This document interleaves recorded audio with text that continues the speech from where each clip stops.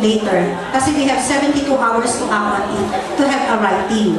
Okay? At sasagutin din niya in 72 hours.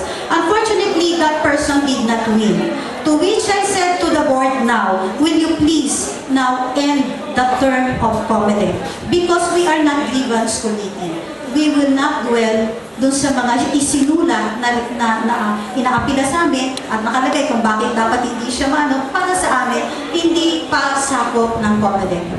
Para wag na siyang i-allow. Now, this is the process. Naisip namin, because it happened, I think it was you, Mrs. Estacio, you ran, ganito po ginawa ko, Sir Dante, bago po kayo mag-election sila, nakiusap ako, kinausap ko muna silang lahat. At sinabi ko sa kanila, I am your COMELEC chairman, that's my name written in your LOIs. Will you please allow me? Sir, I said this, if I have to beg you, I even said that, I am begging you to give me a chance to allow a certain process for you to see if it will work. Kasi wala naman po tayo talagang set rules eh. Marami ng questioning.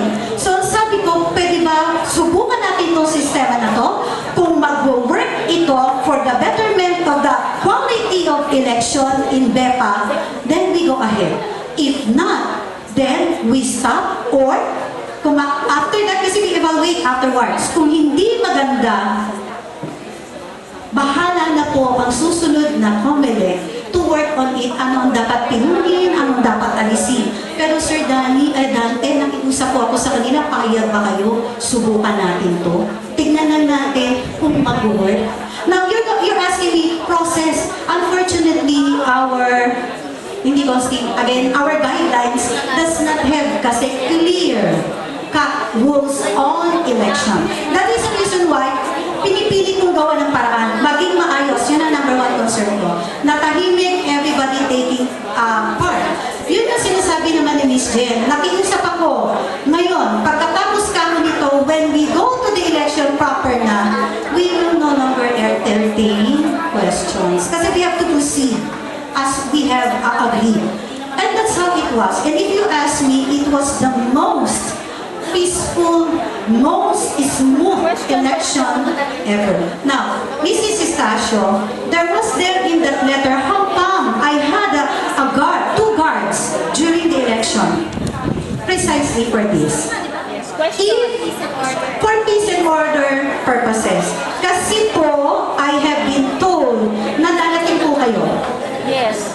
Okay? I have a question now. Nakita Let naman me po defend ng mga myself. magulang, excuse me, nung nandun ka, pag gusto mo magtanong, hindi ka mapigil. Yes. And so I said, nagsabi na ako, bago nag-election proper, kung kayo po ay nagtatanong, at kayo po, wait, you sit down, kung kayo po ay parang nakakagulo sa takbo ng aking eleksyon, kasi I'd like to call it my election, kasi chairman ako nun eh. No? Sabi ko, I will issue first a warning. Okay? I-issue ako ng warning. After I got that warning, then I will have to ask my guards to escort you out kung talagang hindi kayo makontrol. Diba? Kaya nga, nung salita ka ng salita, Mrs. Tasha, at malakas ang boses mo, kasi nandito ako, nandun siya sa likod eh. Gagani po siya, hindi po siya officer na dapat bumoboto. But we allow them to be observers. Kasi, kapapatan nila, game. Okay lang. Binigyan po namin sila ng espasyo sa likod. Lahat po ng concerns nandito sa harap. Kaya nga, nung pakiramdam ko na maihinto niya ang smooth flow, I said, I am now issuing you your first warning. Do you remember, Presidents? Yes. To which the Presidents agreed. In fact, when I said, if you continue, I will be forced to ask the guards to escort you out. It's now a warning on your part. What happened? Palakpakan po lahat ng nandun. Kasi we were just all serious, nakaganyan po sila lahat. Very concerned din takbo ng election, then all of a sudden ito, yun ang dahilan ni Sis Tasha. And during our constitution revision, ganyan din magulo. So para sa akin, para magkaroon ng mood na there should be peace and order, baka ang presensya ng isang nakaputi ay makatulong.